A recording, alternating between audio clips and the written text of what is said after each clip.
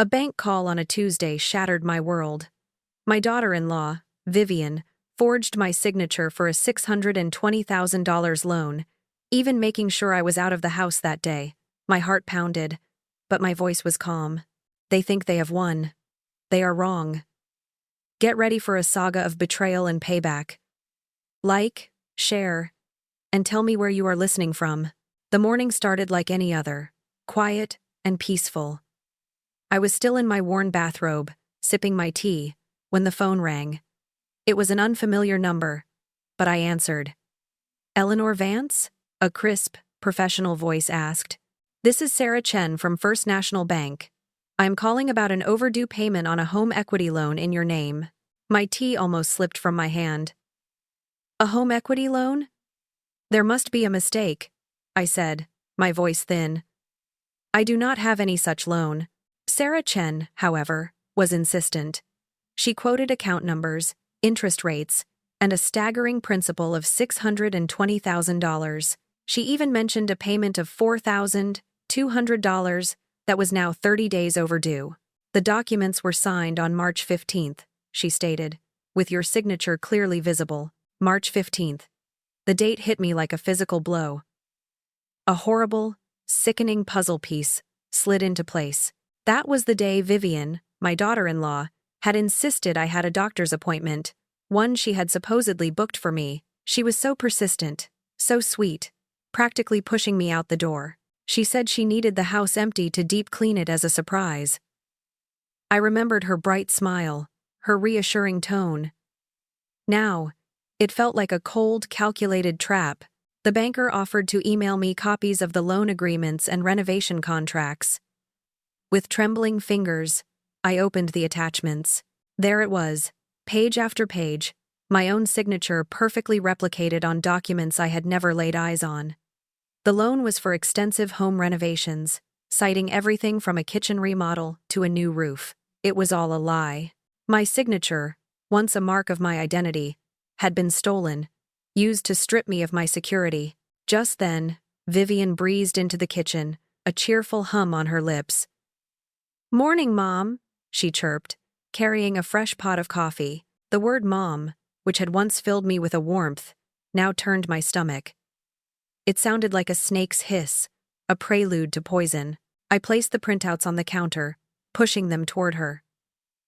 "Vivian," I said, my voice barely a whisper, yet laced with an icy edge I did not know I possessed. "Can you explain this $620,000 home equity loan? The one with my forged signature? Dated March 15th? The coffee pot slipped from her grasp, crashing to the floor and shattering. Hot liquid splashed everywhere. Vivian gasped, her face morphing from cheerful surprise to wide-eyed shock. Her hands flew to her mouth. Then, as if on cue, perfect tears welled in her eyes, spilling down her cheeks. "Eleanor, what are you talking about? Oh my goodness, the coffee pot!" She made a show of stepping back from the mess.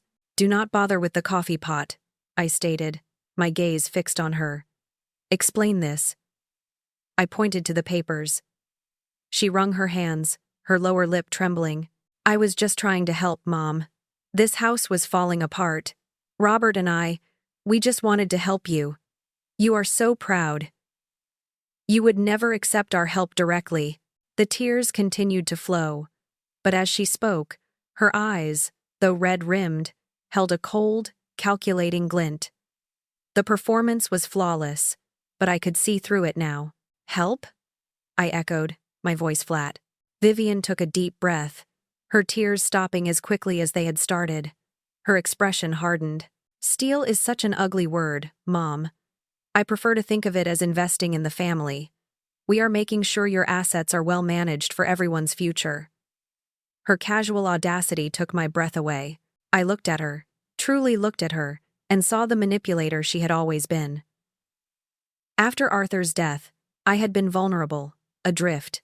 Vivian, always so attentive, had slowly, systematically, infiltrated every aspect of my life.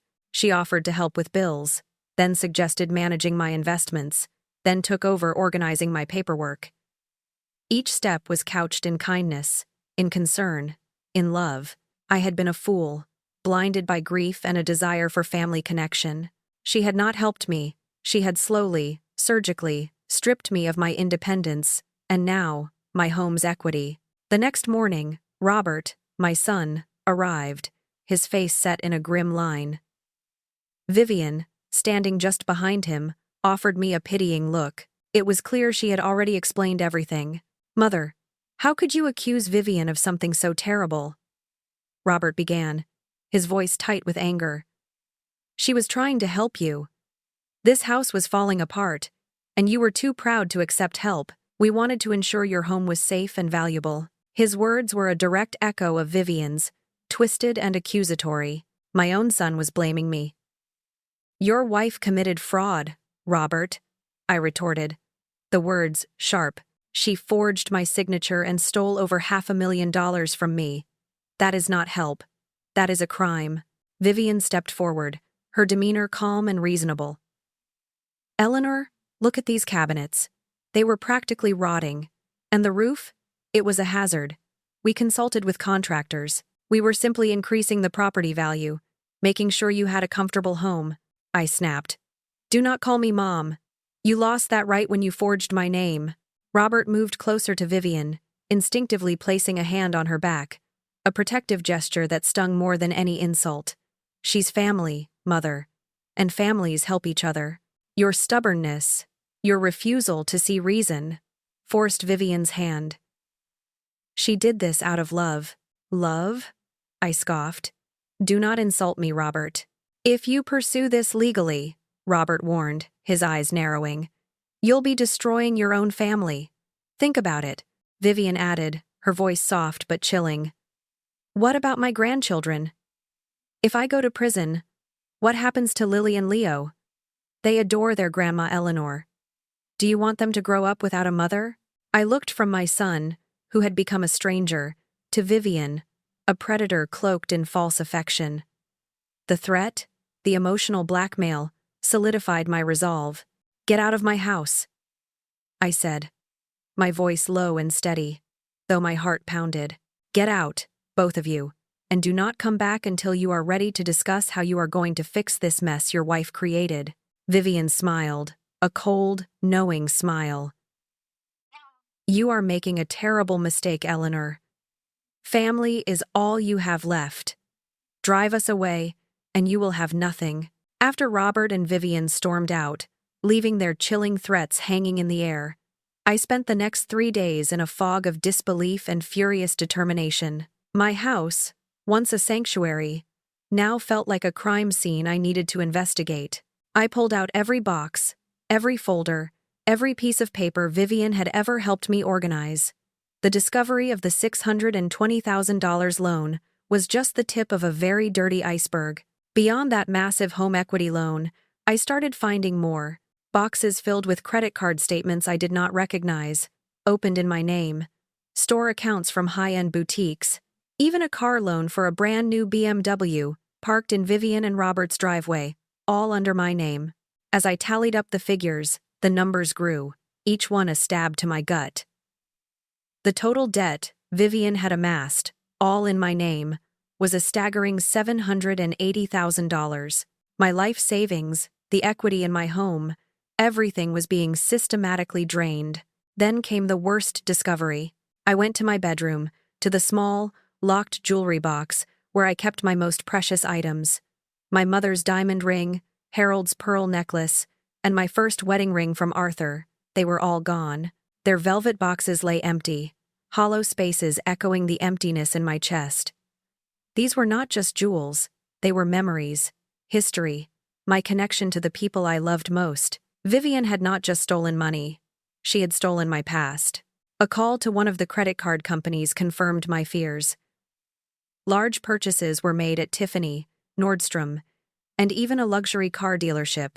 The dates aligned perfectly with Vivian's surprise trips for me. She would insist I needed a day out, a spa treatment, a lunch with a friend she arranged, while she stayed behind, claiming she needed to take care of things at the house. It was during these carefully orchestrated absences that she was emptying my home and my accounts. The elaborate scheme had been years in the making, a slow, methodical poison. I was trying to make sense of the new layers of betrayal when my phone rang. It was my sister, Evelyn, her voice high-pitched and distraught. "Eleanor, what is going on? Robert just called me. He said you're having a mental episode. He said you're accusing Vivian of stealing, that you're confused." My blood ran cold. This was it. They were systematically trying to discredit me, to make everyone believe I was losing my mind, making my accusations sound like the ramblings of a confused old woman. The shock gave way to a fierce urgency. I explained everything to Evelyn. Every forged document, every missing heirloom, every penny of the $780,000 debt. As I spoke, her initial distress turned to horror. "Oh, Eleanor," she whispered. "This is monstrous." The next day, as if on cue, my doorbell rang. Standing on my porch were Robert and Vivian, but they were not alone. My brother Paul was there, his wife Beth beside him, both looking uncomfortable. And then, my neighbor, Brenda, who usually only stopped by to borrow a cup of sugar, was there too, looking grave. An orchestrated intervention. Robert stepped forward, his voice low and gentle, as if speaking to a confused child. "Mom, we're all here because we love you, and we're worried." Vivian nodded solemnly, a picture of perfect concern. Brenda chimed in. "Eleanor, dear, sometimes with age, confusion with the bank happens. It's nothing to be ashamed of." I looked at their faces, at the pity and the carefully constructed concern. My anger, though simmering, was controlled. "There is no confusion," I stated, my voice firm and clear. "Vivian forged my signature and stole over $750,000 from me. She also stole my mother's ring, Harold's necklace, and my wedding ring." Paul sadly shook his head, looking down at his shoes. "Eleanor, I think you're just a little mixed up. Vivian would never do such a thing." It was clear they had all been convinced. My proof, the documents in my hands, seemed to be invisible to them. They saw only what Vivian and Robert wanted them to see. A frail old woman losing her grip on reality. Vivian stepped forward, her voice soft and sympathetic. "We've been doing some research, Eleanor. There's a lovely assisted living facility, not too far. It could offer you help with daily tasks, medication management, financial oversight, somewhere safe." The words hit me like a physical blow. Assisted living, financial oversight. This was their true intent. To have me declared incompetent, to lock me away, and then to seize every last asset I had left. The horror was chilling, but it also brought a surge of cold clarity. "I see what's happening here," I declared, my voice calm but unwavering. "Get out of my house, all of you, now." Robert tried one last manipulative plea. "It doesn't have to be this way, Mom. Just let us help you." I looked directly at him. My son, the boy I had raised, the man who stood against me. "I worked 3 jobs. Robert," I said, my voice thick with the weight of years. 3 jobs to put you through college, to give you a better life. And now you're standing here, letting your wife steal my life savings, trying to convince people I'm crazy, so she can take everything I have left." His face hardened, the mask of concern slipping away to reveal something colder, more dangerous. "Vivian loves you. We both do. But if you keep making these accusations, if you try to hurt our family..." He left the threat hanging in the air, a silent promise of retaliation. They left, their faces a mixture of frustration and something darker. The house was silent once more, but I was no longer alone. A fierce resolve burned within me. Though vulnerable and abandoned, I knew one thing for certain. Tomorrow, I was going to fight back. The morning after the intervention, I felt a renewed sense of purpose. The tears and the self-pity were gone, replaced by a cold, hard determination. I made an appointment with Monica Shaw, a young but highly recommended attorney specializing in elder fraud. She had a reputation for being sharp and tenacious, exactly what I needed. I arrived at Monica's office with a large box filled with my meticulously organized evidence: bank statements, forged loan agreements, credit card bills, and even the pawn shop receipts for my jewelry that I had managed to track down. I laid it all out on her polished conference table. As she sifted through the documents, her initial professional demeanor slowly shifted. Her expression grew serious, a frown deepening between her brows. After a thorough review, Monica looked up, her gaze steady. "Eleanor," she began, her voice grave, "this is extensive. This constitutes multiple felonies: identity theft, forgery, fraud, and grand larceny. The scale of this operation is significant." The words, though damning, brought a strange relief. It was not just my imagination. I was not confused or mentally episodic. My sanity was validated, and the criminality of Vivian's actions was undeniable. "What about Robert?" I asked, my voice barely a whisper. "My son. What is his role in all this?" Monica sighed. "At minimum, given his knowledge and his attempts to discredit you, Robert's role could be interpreted as conspiracy and accessory after the fact. Those are also felonies." The words hung heavy in the air, a devastating truth about my own son. Monica then outlined my options. I could pursue immediate criminal charges, which would lead to arrests. There were also civil remedies to recover my assets. But she did not sugarcoat the fallout. "This will permanently destroy any relationship you have left with Robert, and, by extension, your grandchildren." I met her gaze, unwavering. "They already destroyed our relationship, Monica. I am just finally seeing it clearly. The family they presented to me was a lie. What they want is not a relationship. It is control, and my money." We spent 2 hours discussing strategy. Monica was brilliant, anticipating every move Vivian and Robert might make. When I left her office, the weight on my shoulders felt a little lighter. I had a clear plan, and for the first time in days, a glimmer of hope. That evening, my phone rang incessantly. Robert, Vivian, and even Brenda, my neighbor, filled my voicemail with a cascade of furious, manipulative, and feigned concerned messages. Robert's message was cold, devoid of any genuine affection. "Mom, I do not know what game you are playing, but you need to stop this nonsense. Vivian is beside herself. You are tearing this family apart over money." The audacity of him, accusing me of tearing the family apart when they were the ones committing fraud. Vivian's message was a masterclass in emotional leverage. Her voice was soft, laced with a calculated sadness. "Mom, I know you are angry, but please think about Lily and Leo. They do not understand why Grandma will not see them anymore. They ask for you constantly. Is this really what you want for your grandchildren?" Brenda's message was full of veiled threats, reporting Vivian's paranoid episodes about me and her worries about my safety. It was a clear attempt to paint me as unstable to anyone listening. The next morning, however, brought a measure of vindication. Monica called, her voice bright with news.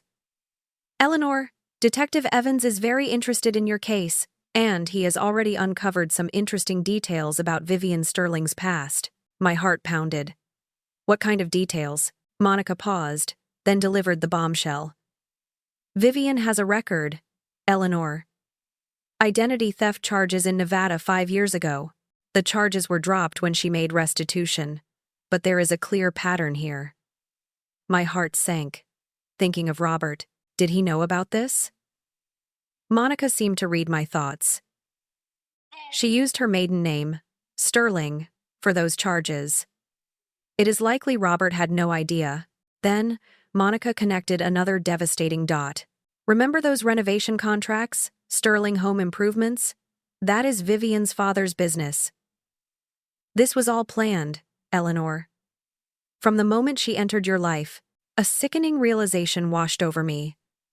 Vivian had not just targeted me. She had targeted my son through me. So Robert. He was a victim too. Initially?" Monica nodded. "Yes. I believe he was as much a victim as you were, at least initially. But his choices now, knowing what he knows, make him complicit." Later that day, I met Detective Evans. He was a seasoned officer, his eyes weary but sharp. After reviewing the evidence, he nodded slowly. This is one of the most systematic cases of elder fraud I have seen. Your daughter-in-law is sophisticated, patient, and very dangerous. He looked at me intently. She will try to manipulate you during the arrest. She will cry. She will beg. She will use your grandchildren. Are you ready for that? I steeled myself. I am ready. Just then, my phone rang. It was Robert. Detective Evans, with a grim smile, instructed me to put him on speaker. Mom, thank God. Robert's voice crackled through the phone, sounding genuinely relieved. We need to talk. Vivian is. She is very upset. She says you have been telling people terrible lies about her. I took a deep breath. I know, Robert. I am sorry. I have been under a lot of stress. Maybe we should talk. Just the three of us. Yes. Please, Mom. Can you come over tomorrow morning? He asked, his voice filled with a desperate hope. Yes. I will be there, I said, my voice steady. Detective Evans looked at me, a grim smile on his face. Tomorrow morning, we will have everything we need. Are you ready to finish this? I met his gaze, my resolve ironclad. I have been ready for 3 years. I just did not know it yet. The morning air was crisp as I pulled up to Robert's house at precisely 10 a.m. Monica's sedan and Detective Evans' unmarked car were close behind, blending in with the quiet street. My heart pounded, a frantic drumbeat beneath my ribs, but my hands were steady on the steering wheel. The plan was simple. Get Vivian to admit her actions while I wore a wire, then Monica and Detective Evans would move in to serve the eviction notice and arrest warrant. Vivian opened the door, her face a picture of relief and remorse, perfectly crafted. She stepped forward, pulling me into a hug. I forced myself not to recoil, acutely aware of the small, conspicuous wire hidden beneath my blouse. Her embrace felt like a viper's squeeze. Mom! Oh! Mom! She cooed, her voice thick with feigned emotion. Robert appeared behind her, his expression cautiously hopeful. Mom, I am so glad you are here. We need to clear the air about all this confusion. He ushered me into the living room, a space that was once familiar, but now felt alien, gleaming with renovations funded by my stolen money. Yes, I said, my voice calm, walking further into the room. I think it is time we were all honest with each other. Robert, ever Vivian's defender, began his prepared speech. Mom, I want you to know that whatever Vivian did, she did out of love.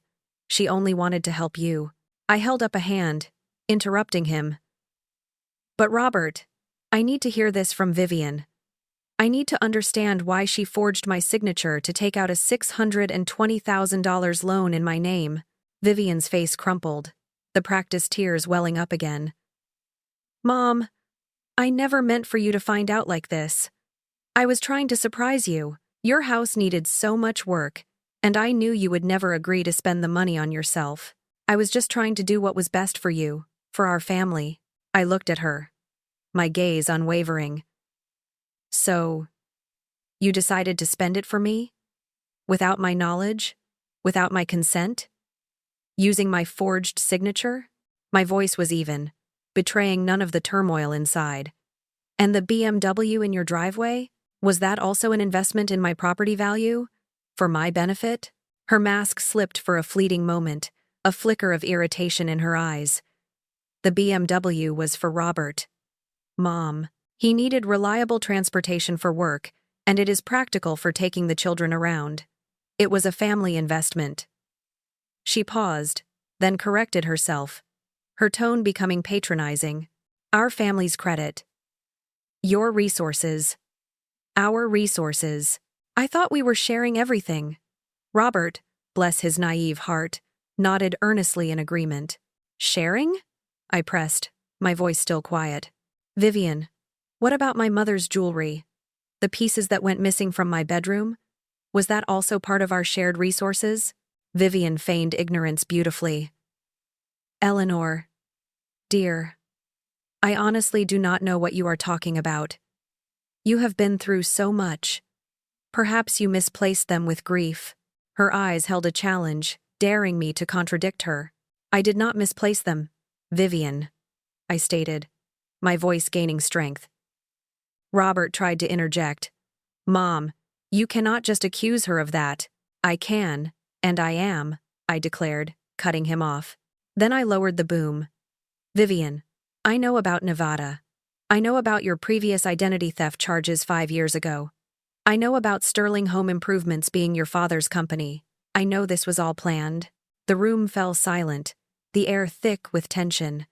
Vivian's face turned paper white, her composure shattered, but her eyes, though shocked, were cold, like a viper ready to strike. I do not know what you think you know, she hissed, her voice barely a whisper. But you are clearly confused. Am I confused about the $780,000 in total debt you have racked up in my name? I continued, listing her crimes, each word a hammer blow. Am I confused about the multiple credit cards, the store accounts, the car loans? Am I confused about the forged documents that put my home at risk? Robert, who had been standing beside Vivian, snapped his head towards her, his face a mask of shock and dazed incomprehension. Vivian, what is she talking about? $780,000? What is going on? Vivian turned from me, her feigned distress giving way to undisguised hatred. Her eyes blazed. You stupid old woman, she erupted, her voice a shriek that echoed through the beautifully renovated living room. Do you have any idea what you have done? What you are going to lose? She whirled on Robert, her fury now directed at him. Oh, shut up, Robert. Your precious mommy has been digging around where she does not belong, and now she is going to destroy everything we have built. The mask was completely off, the charming facade shattered into a million pieces. Vivian advanced on me, her eyes filled with venom. I gave you everything, she spat, revealing her true, twisted motive. All I asked in return was for you to stay out of my business and let me manage things properly. By stealing from me, by using your resources intelligently, you were just going to sit in that house and waste away, hoarding your money like some pathetic miser. I put it to good use. You should be thanking me. Just then, the doorbell rang. I smiled, a slow, grim smile of pure satisfaction. Yes, I am, I said softly, as Monica and Detective Evans appeared at the doorway, their faces grim and purposeful. The doorbell chimed again, this time followed by a firm knock and a clear, authoritative voice from outside. Police, open up.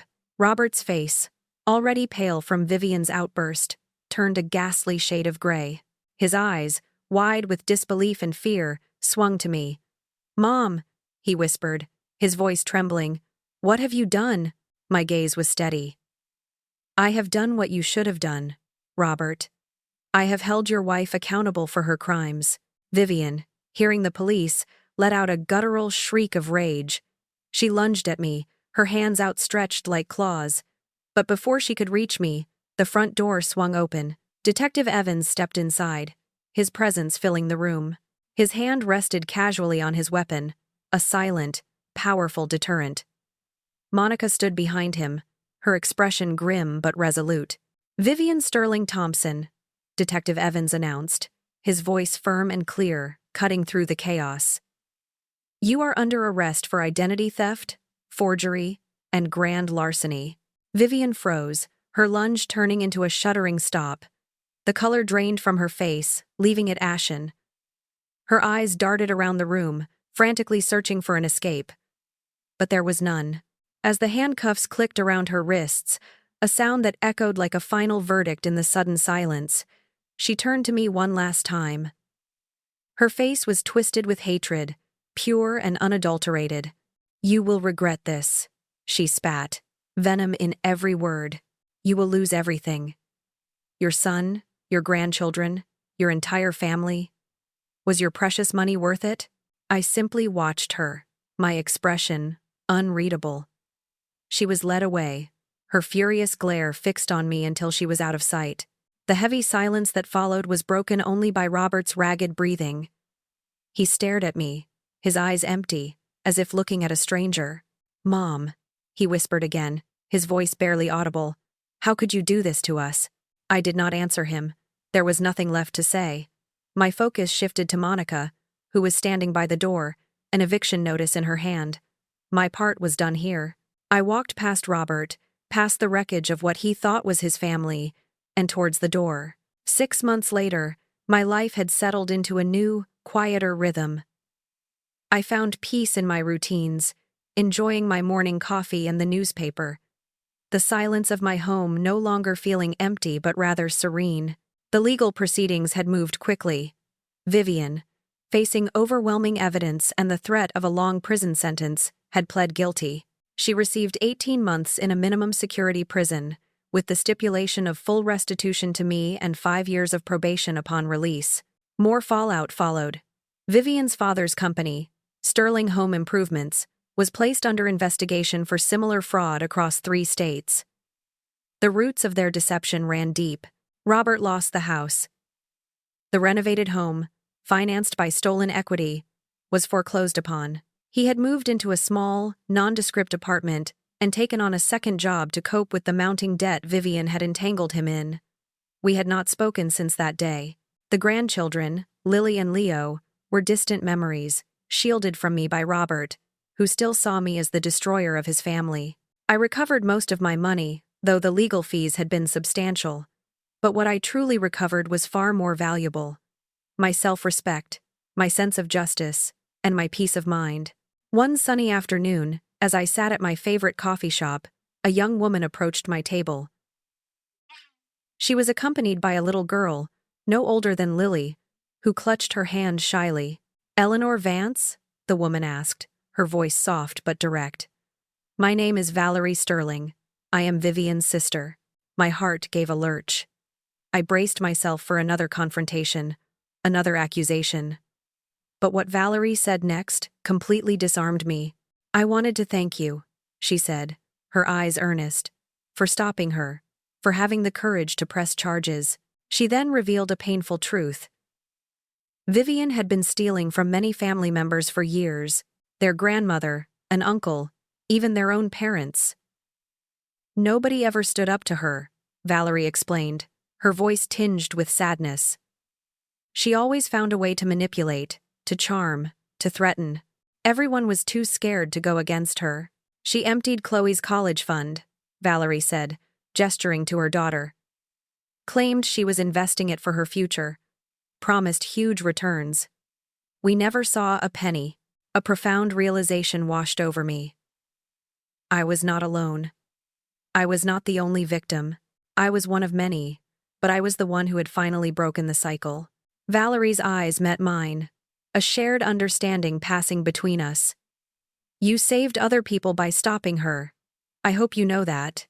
As Valerie and Chloe left, I sat there, a quiet understanding settling over me. Vivian had accused me of destroying my family, but I had not destroyed it. I had merely revealed what it really was: a facade built on lies, greed, and manipulation.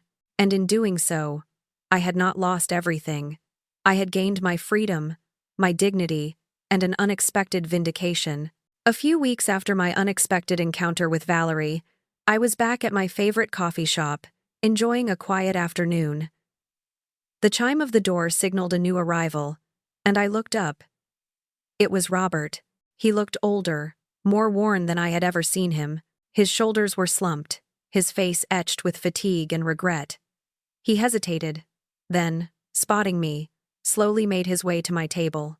"Mom," he said, his voice quiet, almost a whisper. "How are you?"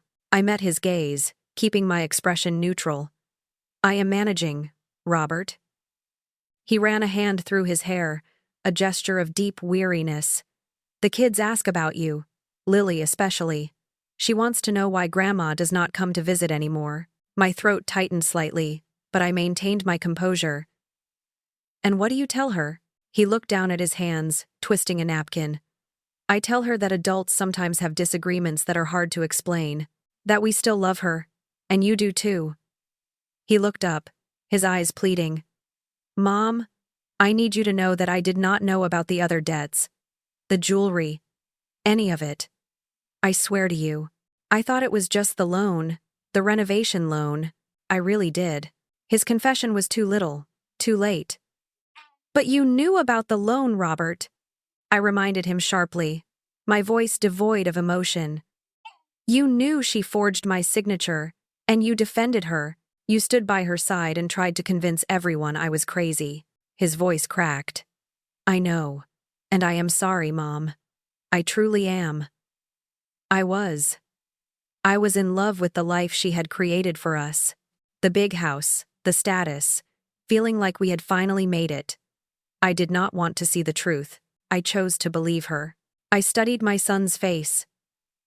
I saw the genuine remorse there, the pain of his shattered illusions, but I also saw the weakness that had led him down this path, the flaw that had allowed him to choose Vivian's lies over my truth.